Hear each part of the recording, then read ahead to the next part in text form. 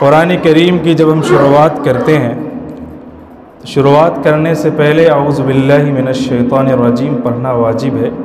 اللہ رب العزت کہتا ہے فَإِذَا قَرَأْتَ الْقُرْآنَ فَاسْتَعِذْ بِاللَّهِ مِنَ الشَّيْطَانِ الرَّجِيمِ، قرآن جب پڑھنے لگو تو اعوذ باللہ من الشیطان الرجیم پڑھ لیا کرو، شیطان سے پناہ مانگ لیا کرو۔ اس کے بعد بسم اللہ الرحمن الرحیم پڑھتے ہیں۔ بسم اللہ الرحمن الرحیم میں اللہ تبارک و تعالیٰ کی 3 ناموں کا تذکرہ کیا گیا، اللہ، رحمان اور رحیم۔ اور اللہ تبارک و تعالیٰ کے سوا جتنے بھی ممکنات ہیں اس دنیا کے اندر، اس کی 3 حالتیں ہیں۔ ایک حالت عدم ہے، نہیں تھا، دوسری حالت وجود ہے، ہو گیا، اور تیسری حالت موت ہے، نہیں رہے گا۔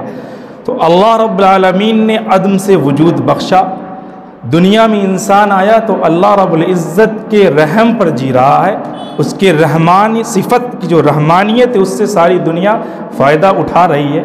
اور انسان جب نہیں رہے گا، مر جائے گا، اس دنیا سے چلا جائے گا، تو قیامت میں مومنین کے لیے جو اس کی صفت رحیمیت ہے اس کا فائدہ اسے ملے گا۔ وَكَانَ اللَّهُ بِالْمُؤْمِنِينَ رَحِيمًا، اسی لیے قرآن میں کہا گیا ہے، رحمانہ کہیں بھی نہیں کہا گیا ہے۔ اس کے بعد سورہ فاتحہ کا آغاز ہوتا ہے۔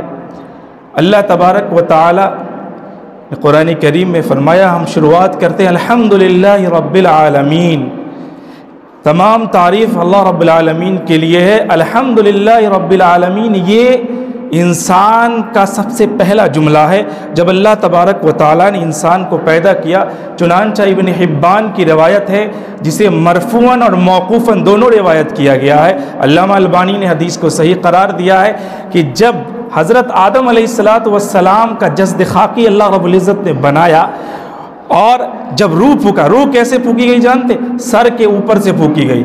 جب روح اللہ رب العزت سر کے اوپر سے ایسے پھونک رہا تھا، جیسے روح پھونکی گئی کہ حضرت آدم علیہ السلام کو چھینک آئی، انہوں نے زور سے چھینک کیا اور اس کے بعد الحمدللہ رب العالمین پورا جملہ کہا۔ تو اللہ رب العزت نے اس کے جواب میں کہا یرحمک اللہ یا آدم، اے آدم تجھ پر اللہ رحم کر، یعنی میں تجھ پر رحم کروں۔ یہ انسان کا سب سے پہلا جملہ ہے، اور جب انسان جنت میں جائے گا تو انسان کا سب سے آخری جملہ بھی یہی ہوگا وآخر دعواہم ان الحمدللہ رب العالمین، کہ اس کی آخری پکار یہی ہوگی کہ اللہ رب العزت کے لیے تمام تعریفات ہیں۔ قرآن کریم کی اس صورت میں سورہ فاتحہ کے اندر اللہ تبارک و تعالیٰ نے 10 چیزیں بیان کی ہیں۔ 5 چیزیں اللہ کے لیے ہیں اور 5 چیزیں بندوں کے لیے۔ اللہ کے لیے کیا کیا چیز بیان کی گئی؟ الوہیت، ربوبیت، رحمانیت، رحیمیت اور مالکیت۔ یہ 5 چیزیں اللہ رب العزت کے لیے خاص ہیں، اور بندے کے لیے 5 چیزیں بیان کی گئی۔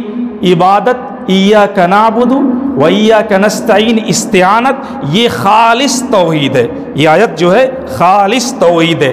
عبادت، استعانت، طلب ہدایت، طلب استقامت اور طلب نعمت، یہ 5 چیزیں بندوں کے لیے اس صورت کے اندر سورہ فاتحہ میں بیان کی گئی کہ اللہ رب العزت سے انسان اللہ کی ہی عبادت کرے، اسی سے مدد مانگے، اور ہدایت اللہ سے انسان طلب کرتا ہے، اور وہ بھی ہدایت مستقیم یعنی استقامت والی ہدایت جس پر قائم رہے، اور صراط مستقیم سے بڑی کوئی نعمت نہیں، جسے مل گئی وہ دنیا و آخرت دونوں میں کامیاب ہو گیا۔ تو یہ 5 چیزیں بندوں کے لیے بیان کی گئی، اور 4 چیزوں کی تعلیم دی گئی اس صورت کے اندر۔ تعلیم کس چیز کی دی گئی؟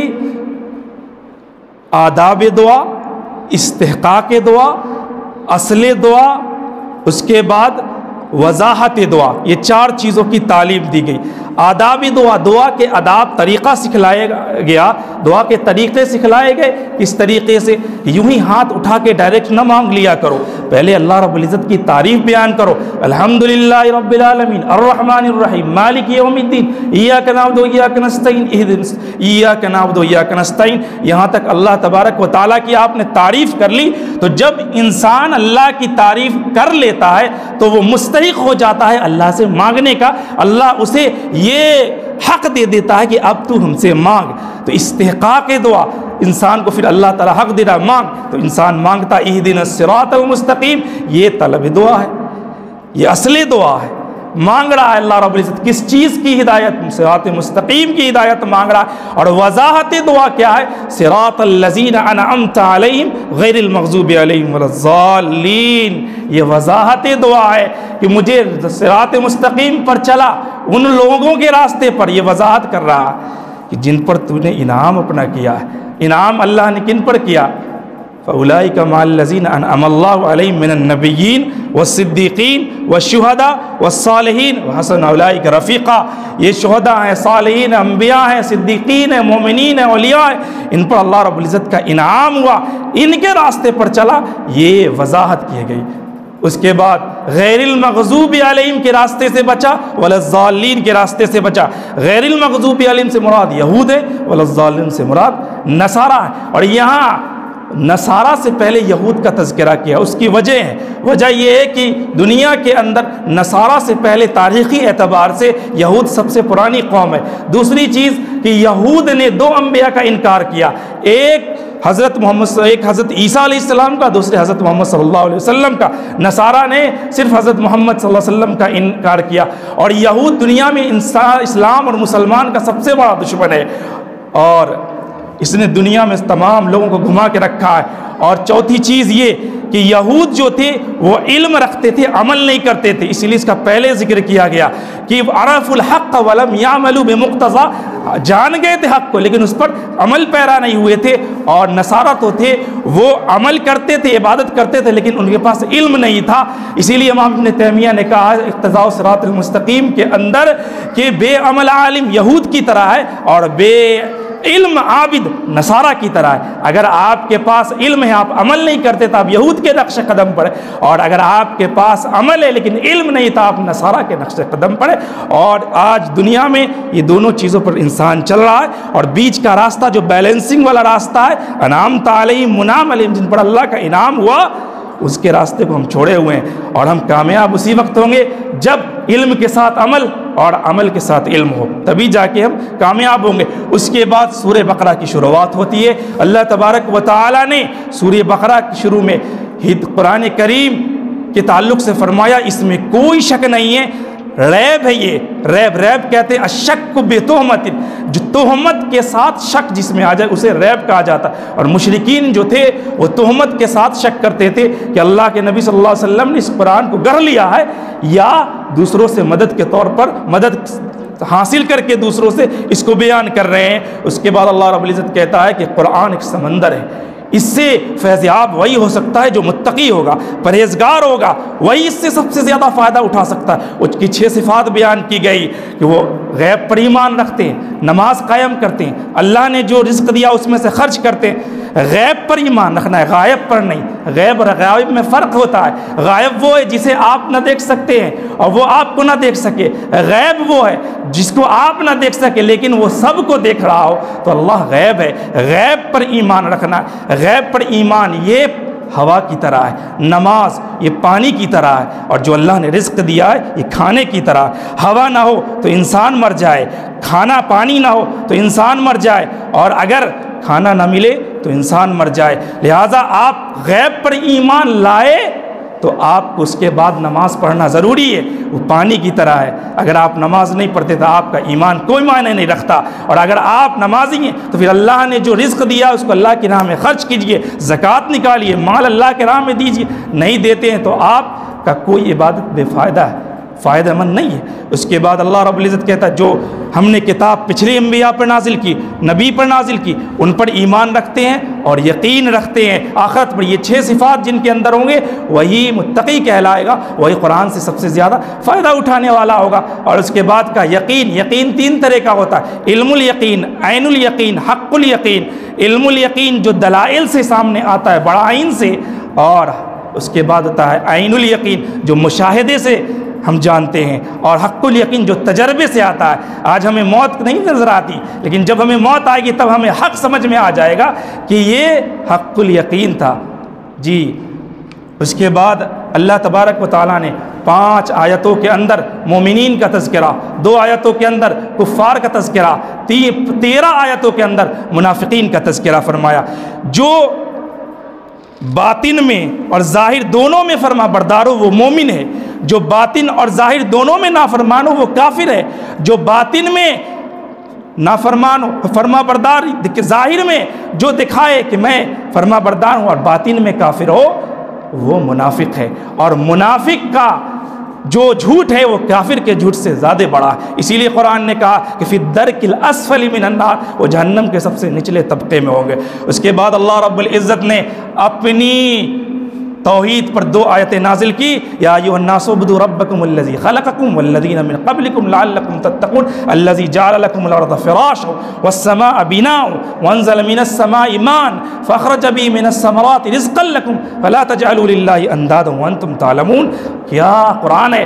اللہ رب العزت توحید پر 2 آیتیں بیان کر رہا ہے۔ یہ دنیا، یہ چاند، یہ ستارے، یہ ہوا، یہ پانی، یہ شجر، یہ حجر، یہ زمین، یہ تمام چیزیں کھانے کی، یہ پھل، تمام چیزیں جو اللہ نے تمہیں دی ہیں، تمہیں پیدا کیا ہے۔ جس نے پیدا کیا ہے وہی اس لائق ہے کہ اس کی عبادت کی جائے۔ جو رب ہے وہی الہ بھی ہے، کیونکہ ربوبیت الوہیت کو مستلزم ہوتی ہے۔ جو رب ہے وہی اس لائق ہے کہ اس کی عبادت کی جائے۔ اس کے بعد اپنے نبی کی رسالت پر 2 آیتیں، ان کنتم فی ریب مما نزلنا علی عبدنا فاتوا بسورۃ من مثلہ ودعوا شہداءکم من دون اللہ ان کنتم صادقین۔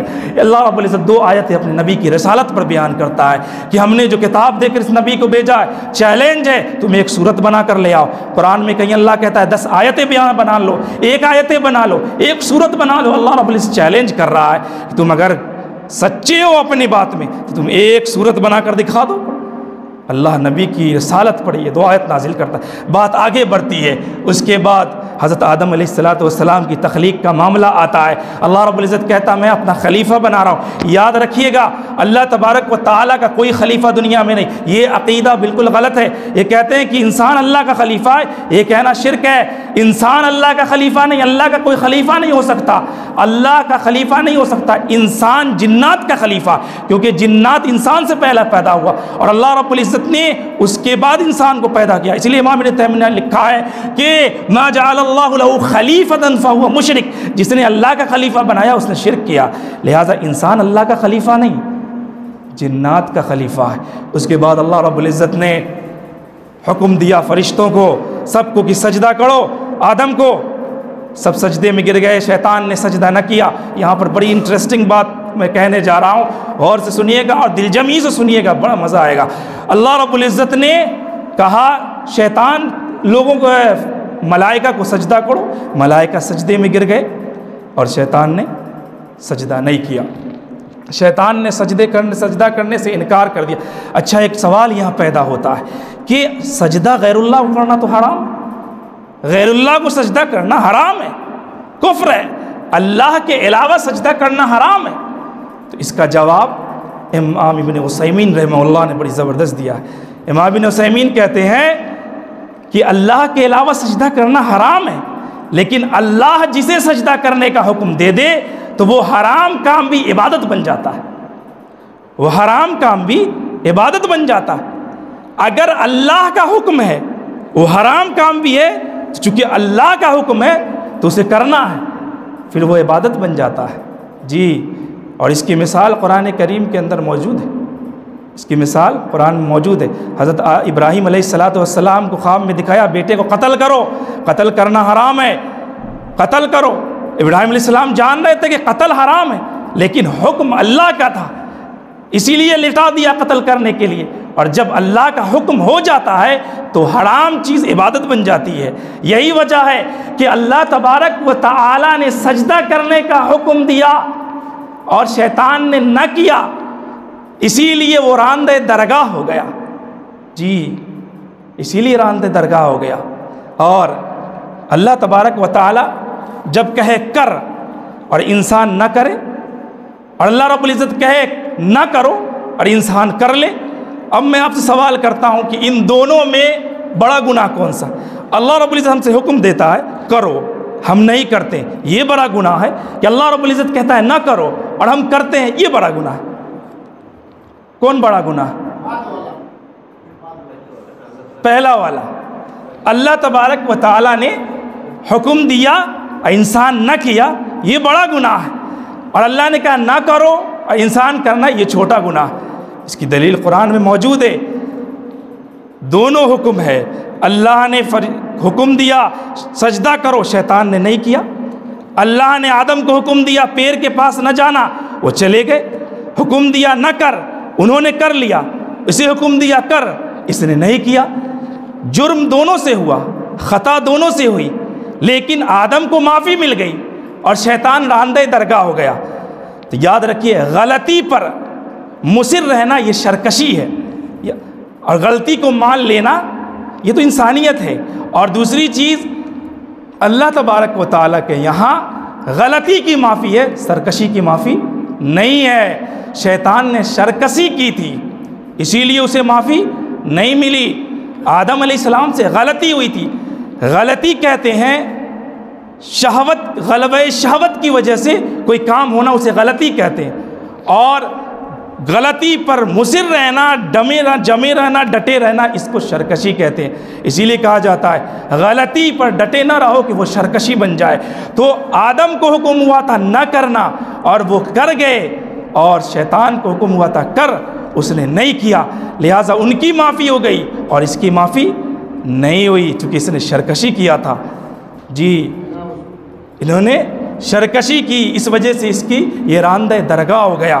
اس کے بعد اللہ تبارک و تعالیٰ آگے بڑھتا ہے اور بنی اسرائیل کا واقعہ آتا ہے۔ اللہ رب العزت نے بنی اسرائیل کا واقعہ 3 جگہ پہ ذکر کیا، اور بنی اسرائیل کے اوپر 10 نعمتیں اللہ رب العزت نے کی اور اس کا تذکرہ فرمایا۔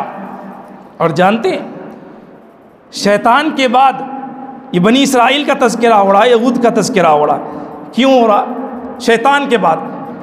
کیونکہ یہ قوم شیطان سے کم نہیں ہے سرکشی میں، اور دوسری چیز یہ اتنی خراب قوم تھی کہ اللہ رب العزت نے انہیں گھر بنانے کی کوئی دقت نہیں۔ وَظَلَّلْنَا عَلَيْكُمُ الْغَمَامَ وَأَنزَلْنَا عَلَيْكُمُ الْمَنَّ وَالسَّلْوَىٰ، اوپر سے بادل آ گیا، بہترین گھر مل جاتا تھا، کھانے کو من و سلوہ اتر رہا ہے، ایک پر ایک چیز کھا رہے ہیں۔ اب ان کے دماغ میں کہا اَتَسْتَبْدِلُونَ الَّذِي هُوَ أَدْنَىٰ بِالَّذِي هُوَ خَيْرٌ، ہم کو پیاز چاہیے، لہسن چاہیے، دال چاہیے، ادنا چیز سب مانگنے لگے۔ یہ سب ایسی قوم تھی، اور یہ قوم وہ قوم ہے جو یہ دعویٰ کرتی ہے کہ دنیا میں حکمرانی ہماری ہے، ہم پاور میں رہیں گے، چونکہ ہم انبیاء کی اولاد میں سے، اسی لیے ہمارا حق بنتا ہے کہ ہم دنیا پر حکومت کے، اسی لیے پوری دنیا کو نچا کے آج رکھا ہوا، اسی لیے اس کا تذکرہ کیا گیا۔ اتنی بدبخت قوم ہے، یہ ساری دنیا کو تباہ کر کے رکھے ہوئی ہے، اور یہ اپنے جو نبی تھے، اپنے نبی کی بات کا انکار کر دیتی تھی اور طرح طرح کی باتیں ذکر کرتی تھی۔ اس کے بعد آگے ہم بہت باتیں ہیں لیکن وقت نہیں ہے، آگے بڑھتے ہوئے پھر سلیمان علیہ السلام اور اس کے تعلق سے اس کے ضمن میں ہاروت اور ماروت کا قصہ بیان ہوتا ہے۔ یاد رکھیے، جو قوم ایمان اور عقیدے سے دیوالیہ بن جائے اور اپنے نبی کی کتاب کو، اپنی کتاب کو پش پشت ڈال دے، تو پھر یاد رکھیے وہ ضلالت و گمراہی میں چلی جاتی ہے۔ پھر وہ جادو ٹونا سحر یہ وہ جنات بت یہی میں پڑھ کر تباہ و برباد ہو جاتی ہے، پھر وہ شیطان کی پیروکار ہو جاتی ہے، شیطان جو بتاتا ہے وہی کرتے ہیں۔ وَاتَّبَعُوا مَا تَتْلُو الشَّيَاطِينُ عَلَىٰ مُلْكِ سُلَيْمَانَ، پھر شیطان جو تلاوت کر کے بتاتا تھا وہی وہ لوگ اس کی پیروی کرتے تھے۔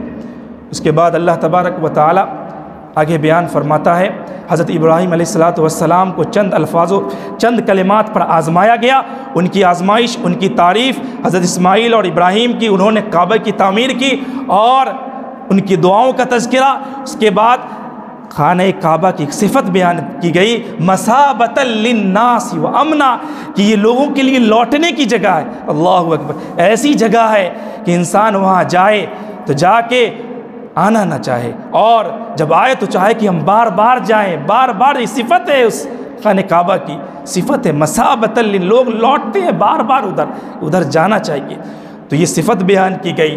اس کے بعد یاد رکھیے، دنیا کے اندر آپ اپنی اولاد کے لیے جہاں مال و دولت چھوڑ کے جاتے ہیں، زمین جائیداد چھوڑ کے جاتے ہیں، بلڈنگ چھوڑ کے جاتے ہیں، طرح طرح کی چیزیں چھوڑ کے جاتے ہیں۔ یہ چھوڑ کے جانے سے اچھا ہے کہ اپنی اولاد کو عقیدہ توحید سکھا کر جائیے، اپنے اولاد کو نیک بنا کر جائیے، اپنی اولاد کو، اپنی ذریت کو اللہ اس کے رسول کی معرفت سکھا کے جائیے، یہ بہتر ہے۔ وہ اس کی تعلیم ہمیں ملتی ہے کہ ہم کنتم شہداء اذ حضر یعقوب الموت اذ قال لبنیہ ما تعبدون من بعدی قالوا نعبد الہک و الہ آبائک۔ کتنی زبردست تعلیم ہے کہ حضرت یعقوب علیہ السلام کے واقعے میں بیان ہوتا ہے کہ موت کا وقت آیا، اپنے بیٹوں کو، اولاد کو بلایا، کہا میرے بعد تم کس کی عبادت کرو گے؟ ما تعبدون من بعدی، میرے بعد کس کی عبادت کرو گے؟ قالوا نعبد الہک، کہا کہ میں تو آپ کے معبود کی عبادت کروں گا، جی آپ کے معبود کی عبادت کروں گا۔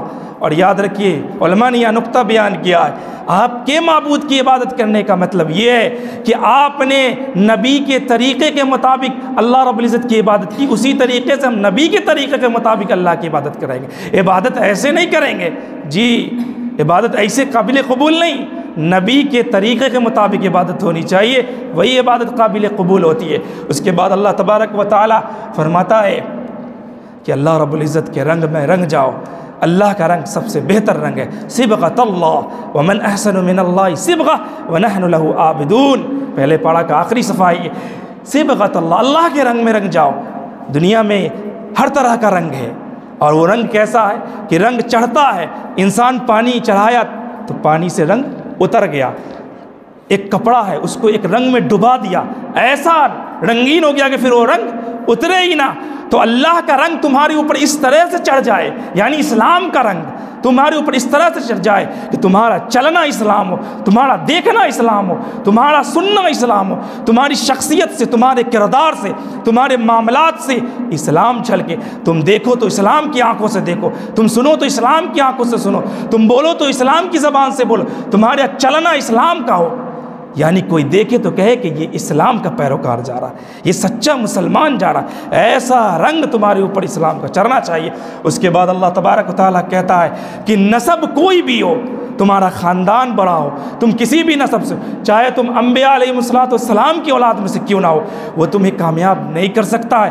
تمہیں اپنے اعمال کا حساب اللہ کا خود دینا ہوگا، خود دینا ہوگا۔ قد خلت من قبلکم، فرمایا کہ آخری آیت جو ہے، آخری آیت اس میں فرمایا کہ جو نبی گزر گئے، جو انبیاء گزر گئے، جو لوگ گزر گئے، وہ تمام لوگ اپنی کمائی کما کر گزر گئے، ان لوگوں کا حساب اللہ رب العزت ان سے لے گا۔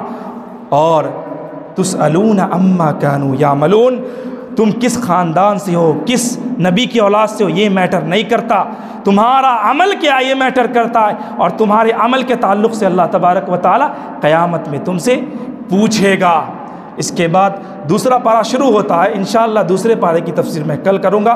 اللہ تبارک و تعالیٰ سے دعا ہے اللہ تبارک و تعالیٰ ہم سب کو کہنے سننے سے زیادہ عمل صالح کی توفیق عنایت فرمائے، توحید پر قائم رکھے، رمضان کے روزے صدق دل کے ساتھ اور اخلاص کے ساتھ رکھنے کی توفیق عنایت فرمائے، عبادتوں میں ہمارے اخلاص پیدا فرمائے، اور جو بھی عبادت ہم کریں اللہ رب العزت شرف قبولیت عطا فرمائے، اور اسے ہمارے لیے جہنم سے خلاصی اور نجات کا ذریعہ بنا دے، اور جنت میں داخلے کا ذریعہ بنا دے۔ آمین، وآخر دعوانا الحمدللہ رب العالمین۔